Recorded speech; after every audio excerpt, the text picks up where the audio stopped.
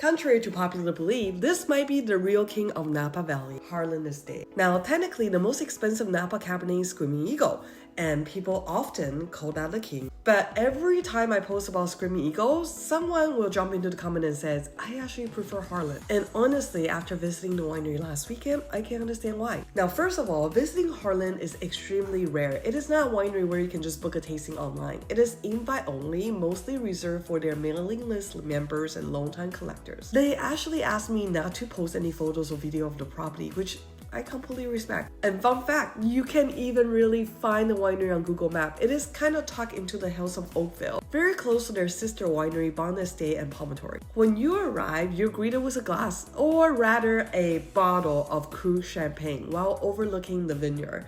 Not a bad way to start. The estate was founded by Bill Harlan, who originally made his fortune in real estate. But Harlan Estate wasn't meant to be just another Napa winery. His long-term goal was to create what he calls the first growth of California. He actually spent time studying in Bordeaux and Burgundy, trying to understand what makes those legendary wines so special. And he took back a lot of those ideas which shaped the entire vineyard philosophy of Harlan. For example, in Burgundy, many of the Grand Cru vineyards sit on the lower slope of the hill, which the soil and the drainage are ideal. Bill Harlan noticed that pattern and planted his vineyards accordingly. He also adopted dry farming, something traditionally practiced in Bordeaux, allowing the vines to struggle a bit and develop deeper roots. But one of the most interesting things about Harlan is their philosophy about people.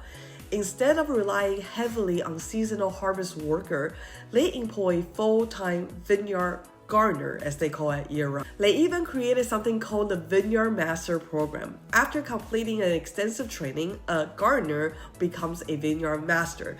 Then they're responsible for a specific plot of vine 365 days a year. And these vineyard master literally knows every vine, every changes in the soil, and every subtle detail within their plot. And before blending each vintage, the winemaking team actually sits down with each vineyard master to hear their insights about their block. And over time, they notice something fascinating. The quality of the fruit improved significantly because each person took such deep personal pride in their little piece of land, which is something unheard of in other wineries. And during our visit, we got to taste the 2024 barrel sample, the 2019, and the 2014 vintage.